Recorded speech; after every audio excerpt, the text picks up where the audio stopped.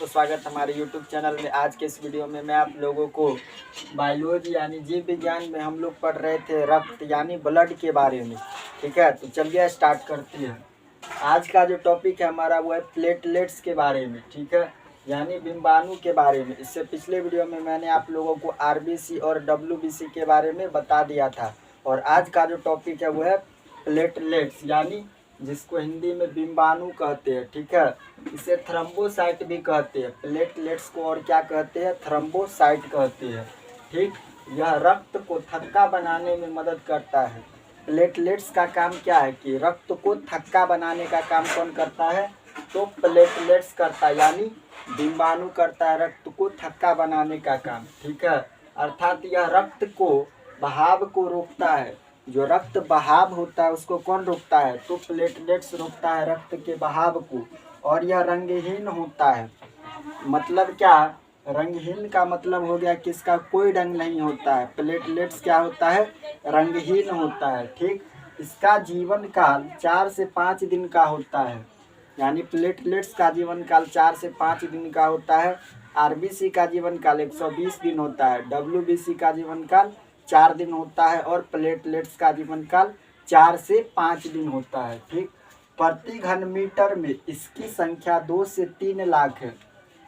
प्रति का मतलब होता है 1, यानी 1 घन मीटर में प्लेटलेट्स यानी बिंबाणु की संख्या 2 से 3 लाख है। और डेंगू बीमारी में क्या होता है कि इसकी संख्या 80,000 से भी कम हो जाती है। मतलब डेंगू बीमारी जब होता है तो उसमें प्लेटलेट्स यानी बिंबाणु की संख्या 80,000 से भी कम हो जाता है। ठीक है, उसके बाद समझिए रुधिकीम क्या होता है। रुधिकीम को इंग्लिश में कहते हैं कॉर्पसल। तो रुधिकीम को 3 भागों में बांटा गया है, RBC, WBC और प्लेटलेट्स। तो RBC को एरिथ्रोसाइट कहते हैं। क्या कहते हैं? एरिथ्रोसाइट। WBC को ल्यूकोसाइट कहते हैं और प्लेटलेट्स को थ्रोम्बोसाइट कहते हैं। तो इस तीनों को हमने बारी बारी से समझ लिया है। ठीक है, अब आगे चलते हैं। अगला टॉपिक है हमारा रक्त का कार्य। रक्त मतलब ब्लड का कार्य क्या होता है? तो रक्त का कार्य, अगला टॉपिक है रक्त का कार्य के बारे में। तो रक्त उत्सर्जित पदार्थों का निष्कासन करता है। अगला टॉपिक है हमारा रक्त का कार्य। रक्त का कार्य, रक्त का काम क्या होता है उसको समझना है। रक्त का कार्य, रक्त का कार्य, रक्त का कार्य क्या है? तो रक्त क्या करता है कि उत्सर्जित पदार्थों का निष्कासित करता है। रक्त का काम क्या है? यह उत्सर्जित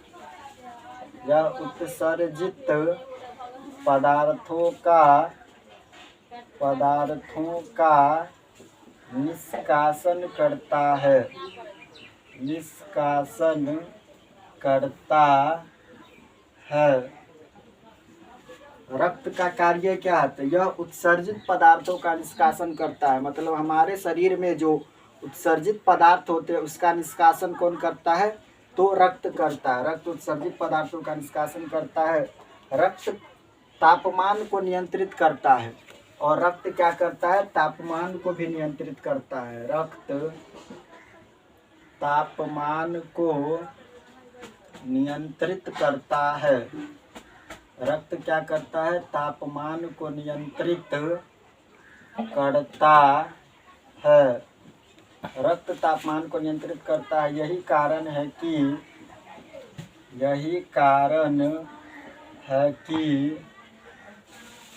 कि मलेरिया बुखार स्प्लीन में, मलेरिया बुखार जो हो जाता है, यही कारण है कि मलेरिया बुखार स्प्लीन मलेरिया बुखार में क्या होता है? स्प्लीन प्रभावित होने के कारण, स्प्लीन प्रभावित होने के कारण शरीर का तापमान गिर जाता है। शरीर का तापमान गिर जाता है। तापमान गिर जाता है। अब इस बात को समझिए, रक्त का कार्य यानी ब्लड जो होता है उसका कार्य क्या है, मतलब उसका काम क्या है। तो यह उत्सर्जित पदार्थों का निष्कासन करता है। रक्त का काम क्या है कि जो हमारे शरीर में उत्सर्जित पदार्थ होता है उसका निष्कासन करता है, यानी एक स्थान से दूसरे स्थान तक लाने और ले जाने का काम करता है। कौन? तो रक्त। उसके बाद समझिए, रक्त तापमान को नियंत्रित करता है। जो हमारे शरीर का जो तापमान होता है उसको नियंत्रित कौन करता है? तो रक्त उसको नियंत्रित करता है। यही कारण है कि मलेरिया बुखार में, जो मलेरिया बुखार हो जाता है उसमें स्प्लीन प्रभावित होने के कारण शरीर का तापमान क्या होता है कि गिर जाता है। जब किसी को मलेरिया बुखार हो जाता है तो क्या होता है कि स्प्लीन जो होता है ना वो प्रभावित हो जाता है उस मलेरिया बीमारी से, जिसके कारण शरीर का जो तापमान होता है, टेम्परेचर होता है वो गिर जाता है, यानी लो हो जाता है। ठीक है, उसके बाद समझिए अगला टॉपिक है लसिका क्या होता है, यानी लिम्फ। अगला टॉपिक है हमारा लसिका। लसिका को इंग्लिश में कहते हैं लिम्फ।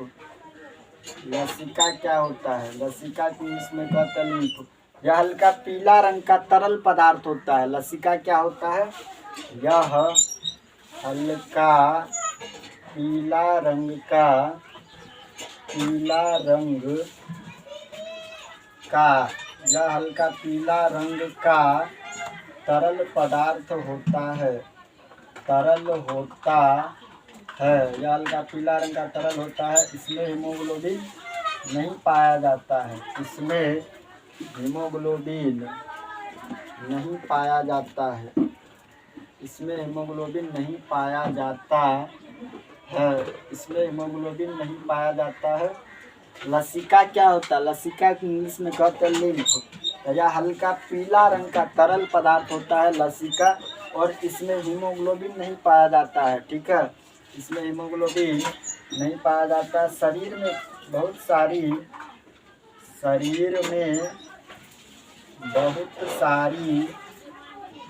सारी लसिका ग्रंथि पाई जाती है। लसिका ग्रंथि, शरीर में बहुत सारी लसिका ग्रंथि पाई जाती है।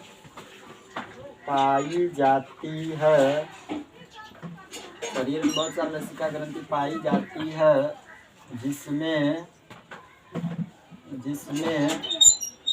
बहुत सारी लसिका ग्रंथि पाई जाती है, जिसमें लसिका निकलकर आगे प्रवाहित होता है। जिसमें लसिका निकलकर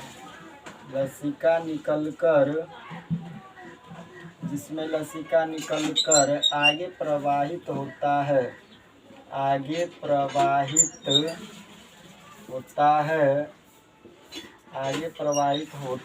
लसिका का प्रवाह केवल एक दिशा में होता है। लसिका जो होता है उसका प्रवाह केवल एक दिशा में होता है। लसिका का प्रवाह केवल एक दिशा में होता है। लसिका का प्रवाह केवल एक दिशा में होता है, अर्थात यह कोशिकाओं से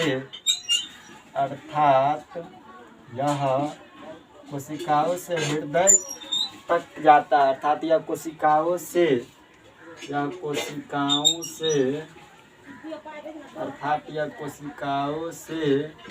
हृदय की ओर जाता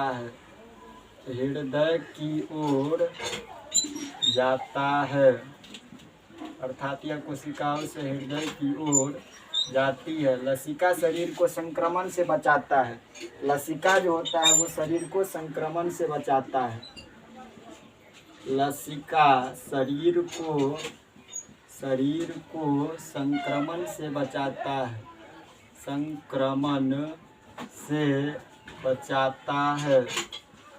बचाती है।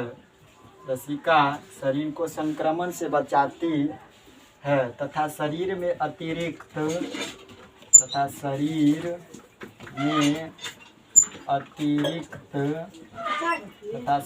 अतिरिक्त जल को अवशोषित कर लेता है। शरीर में क्या करता है कि अतिरिक्त जल को अवशोषित कर लेता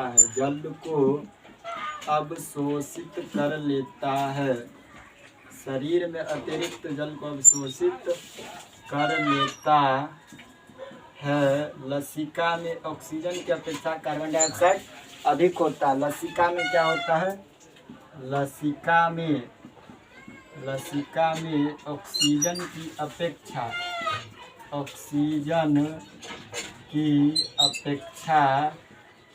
लसिका में ऑक्सीजन की अपेक्षा कार्बन डाइऑक्साइड यानी CO2 अधिक होता है। यह घाव भरने का कार्य करती है। लसिका का काम क्या है? घाव जो हो जाता है उसको भरने का काम कौन करती है? लसिका। यह घाव भरने का कार्य करती है। यह घाव भरने का कार्य करती है। यह घाव भरने का कार्य करती है। यह रक्त में आरबीसी तथा प्लेटलेट्स तथा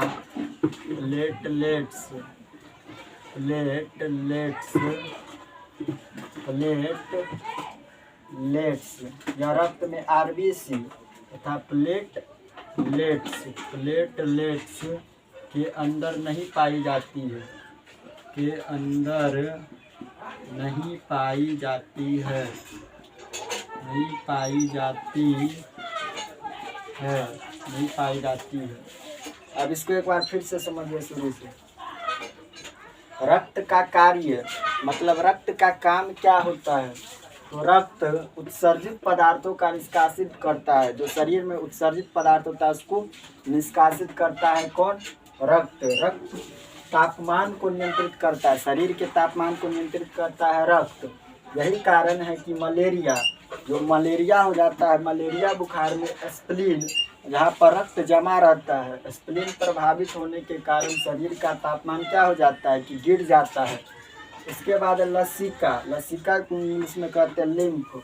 तो यह हल्का पीला रंग का तरल होता है। लसिका क्या होता है? हल्का पीला रंग का तरल होता है। इसमें HB नहीं पाया जाता, मतलब हीमोग्लोबिन लसिका में नहीं पाया जाता है। शरीर में बहुत सारी लसिका ग्रंथि पाई जाती है। हमारे शरीर में बहुत सारी लसिका ग्रंथि पाई जाती है जिसमें लसिका निकल कर आगे प्रवाहित होता है। ठीक है, लसिका का प्रवाह केवल एक ही दिशा में होता है। लसिका का प्रवाह केवल एक ही दिशा में होता है, अर्थात यह कोशिकाओं से हृदय की ओर जाती है। लसिका कहाँ से कहाँ तक जाती है? तो कोशिकाओं से हृदय की ओर यानी दिल की ओर जाती है लसिका शरीर को संक्रमण से बचाती है। मतलब क्या कि बीमारी से बचाती है कौन? तो लसिका शरीर को संक्रमण से बचाती है तथा शरीर में अतिरिक्त जल को अवशोषित कर लेता है। जो हमारा शरीर है वो जल को अवशोषित कर लेता है कौन? तो लसिका। हमारे शरीर में जल को अवशोषित कर लेता है लसिका में ऑक्सीजन की अपेक्षा कार्बन डाइऑक्साइड अधिक होता है। जो लसिका पाया जाता है हमारे शरीर में उसमें ऑक्सीजन से ज़्यादा कार्बन डाइऑक्साइड होता है। ठीक है, यह घाव भरने का कार्य करती है। और जो शरीर में घाव हो जाता है उसको भरने का कार्य कौन करता है? लसिका। यह रक्त में आरबीसी तथा प्लेटलेट्स के अंदर नहीं पाई जाती है। लसिका कहाँ कहाँ नहीं पाई जाती है? तो आरबीसी और प्लेटलेट्स में लसिका नहीं पाई जाती है। ठीक है, उसके बाद आगे समझिए। पोलियो बीमारी में लसिका तंत्र क्या हो जाता है कि प्रभावित हो जाती है। अब आगे समझिए। पोलियो बीमारी में जो पोलियो बीमारी होता है उसमें लसिका तंत्र प्रभावित हो जाती है। पोलियो बीमारी में लसिका तंत्र प्रभावित हो जाती है।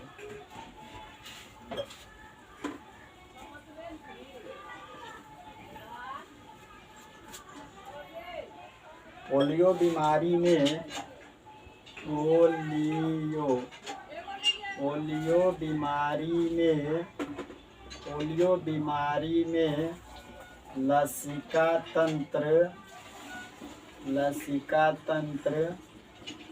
प्रभावित हो जाती है। पोलियो बीमारी में लसिका तंत्र प्रभावित हो जाती है। ठीक है, रक्त के स्कंदन में अनिवार्य पदार्थ। उसके बाद अगला टॉपिक है रक्त के स्कंदन में अनिवार्य पदार्थ।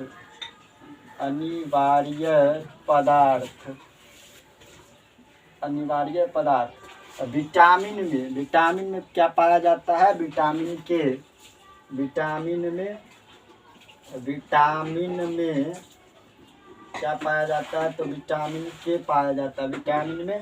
विटामिन के। रुधिराणु में क्या पाया जाता है? थ्रोम्बोसाइट। बिंबाणु। रुधिराणु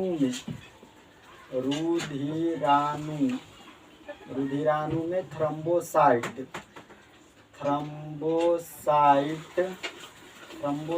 पाया जाता है, जिसको इंग्लिश में क्या कहते हैं? प्लेटलेट्स कहते हैं। इंग्लिश में इसको क्या कहते हैं? प्लेटलेट्स पाया जाता है। प्लेटलेट्स। रुधिराणु में क्या पाया जाता है? प्लेटलेट्स। धातु या तत्व में कैल्शियम पाया जाता है। धातु या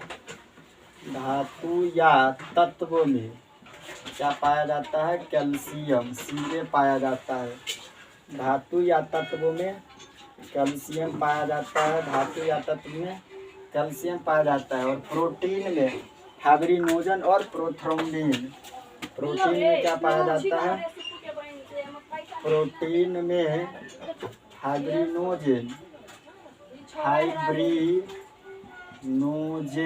फाइब्रिनोजेन तथा प्रोथ्रोम्बिन पाया जाता है।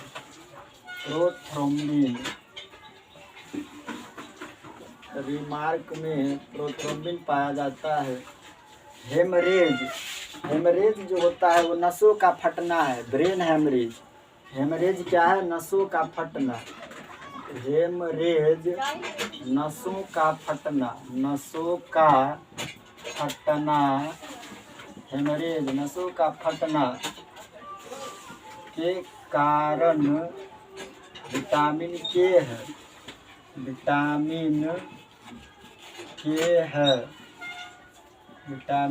शरीर के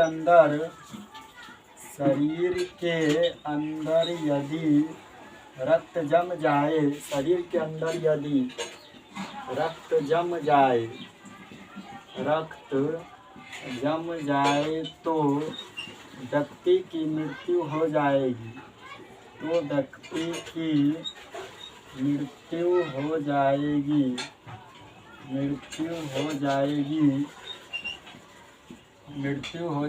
रक्त के अंदर हेपरिन नामक प्रोटीन पाया जाता है।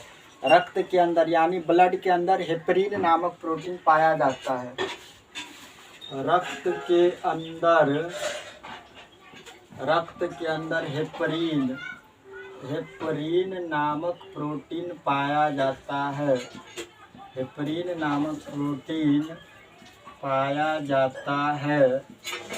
रक्त के अंदर हेपरिन नामक प्रोटीन पाया जाता है। शरीर के अंदर रक्त को जमने से रोकता है। शरीर के अंदर रक्त को जमने से रोकता है। शरीर के अंदर रक्त को जमने से रोकता है। अतः हेपरिन को एंटीक्लोटिंग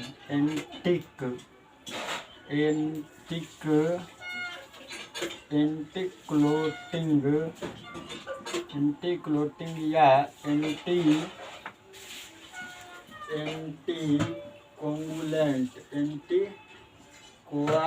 कोआगुलेंट कहते हैं। अब इसको एक बार फिर से समझिए। पोलियो बीमारी में मतलब जो पोलियो का बीमारी होता है उसमें लसिका तंत्र प्रभावित हो जाता है। पोलियो बीमारी में क्या होता है? लसिका तंत्र प्रभावित हो जाती है। रक्त के स्कंदन में अनिवार्य पदार्थ कौन कौन होता है? तो विटामिन में कौन सा पाया जाता है? विटामिन के पाया जाता है। रुधिराणु में थ्रोम्बोसाइट पाया जाता है, जिसको प्लेटलेट्स कहते हैं यानी बिंबाणु कहते हैं। धातु या तत्व में कैल्शियम पाया जाता है। धातु या तत्व में क्या पाया जाता है? कैल्शियम और प्रोटीन में फाइब्रिनोजन तथा प्रोथ्रोम्बिन पाया जाता है। प्रोटीन में फाइब्रिनोजन और प्रोथ्रोम्बिन पाया जाता है। हेमरेज, हेमरेज यानी नसों का फटने के कारण क्या है? विटामिन के है। जो हेमरेज हो जाता है, ब्रेन हेमरेज यानी नस जो फट जाता है, उसका कारण क्या है? तो विटामिन के है। शरीर के अंदर यदि रक्त जम जाए तो व्यक्ति की मृत्यु हो जाएगी। अगर कोई व्यक्ति उसके शरीर के अंदर रक्त यदि जम जाता है तो उसकी मृत्यु हो जाएगी। ठीक है। रक्त के अंदर हेपरिन नामक प्रोटीन पाया जाता है, यानी जो ब्लड होता है उसके अंदर हेपरिन नामक प्रोटीन पाया जाता है रक्त के अंदर। शरीर के अंदर रक्त को जमने से रोकता है कौन? हेपरिन नामक प्रोटीन। अतः हेपरिन को एंटीक्लोटिंग या एंटीकोगुलेंट कहते हैं। हेपरिन को एंटीक्लोटिंग कहते हैं। ठीक है। तो यहाँ पर हमारा रक्त यानी जो ब्लड है वो समाप्त होता है। उसके बाद जो अगला टॉपिक है हमारा वो है ब्लड ग्रुप के बारे में। तो ये छोटा सा टॉपिक है, उसको भी समझ लीजिए। अगला टॉपिक है हमारा ब्लड ग्रुप यानी रक्त समूह। अगला टॉपिक है ब्लड ग्रुप के बारे में। ब्लड ग्रुप क्या होता है? तो ब्लड जो होता है वो 4 प्रकार का होता है।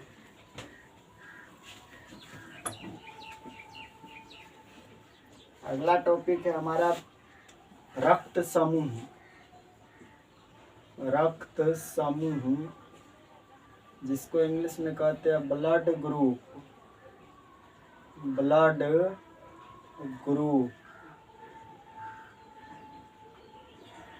रक्त समूह क्या होता है? यानी ब्लड ग्रुप।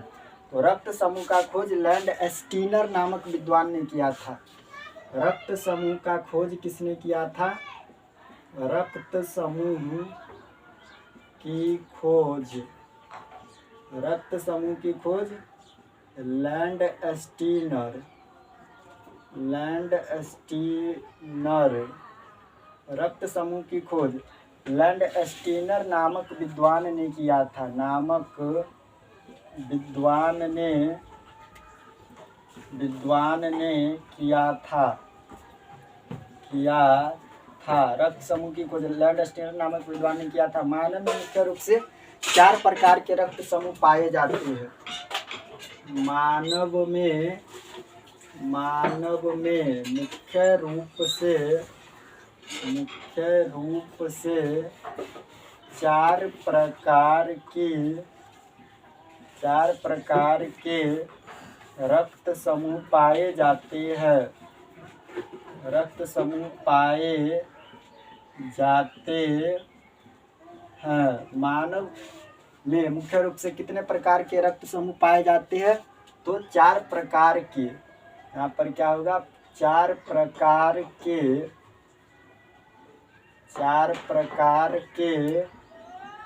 रक्त समूह पाए जाते हैं।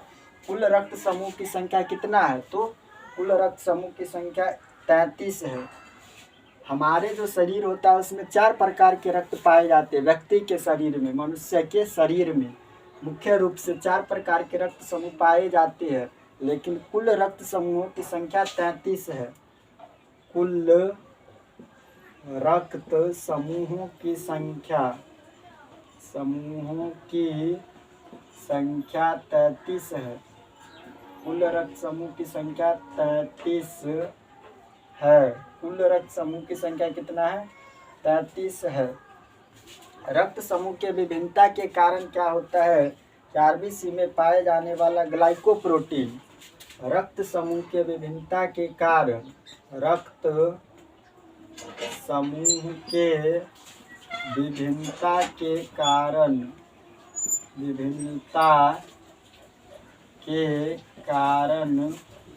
आरबीसी में पाए जाने वाला ग्लाइकोप्रोटीन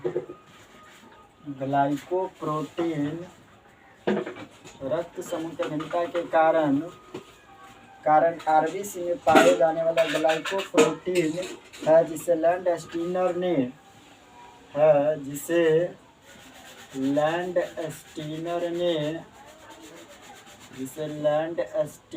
ने जिसे लैंड स्टीनर ने एंटीजन नाम दिया, एंटीजन नाम दिया था।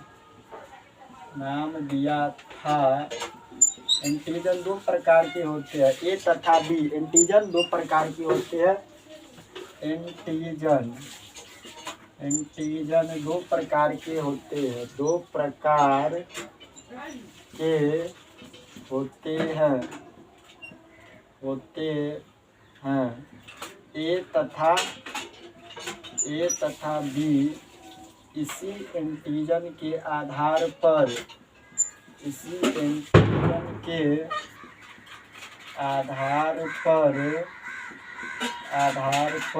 रक्त को चार भागों में बांटते हैं। रक्त को चार भागों में बांटते हैं।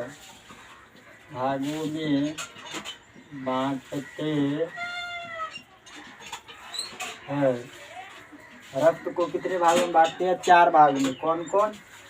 रक्त को चार भागों में बांटा गया है, ए, बी, ओ और ए बी में बांटा गया। ठीक है, इसके बाद समझिए सर्वदाता ओ निगेटिव। सर्वदाता कौन होता है? सर्वदाता रक्त समूह ओ निगेटिव होता है। ठीक है, उसके बाद है सर्वग्राही रक्त समूह होता है ए बी पॉजिटिव होता है सर्वग्राही, ए बी पॉजिटिव। इसके बाद लास्ट है रिमार्क में रक्त के प्लाज्मा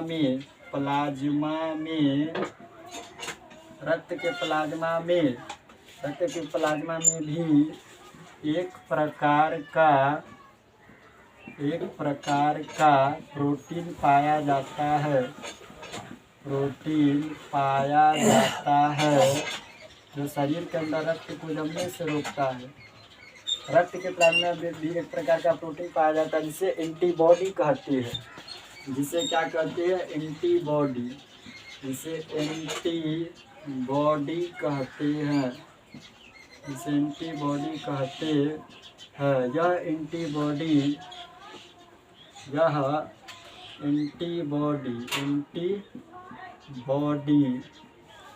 एंटीबॉडी बीमारी से रक्षा करता है। यह एंटीबॉडी बीमारी से रक्षा करता है। यह एंटीबॉडी बीमारी से रक्षा करता है। इस एंटीबॉडी का निर्माण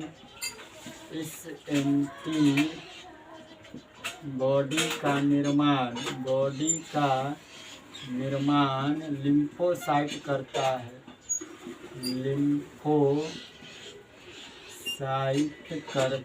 है। इस एंटीबॉडी का निर्माण लिम्फोसाइट करता है। अब इसको एक बार फिर से समझिए शुरू से। रक्त समूह यानी ब्लड ग्रुप क्या होता है? रक्त समूह छोटा सा टॉपिक है, इतना में अट गया।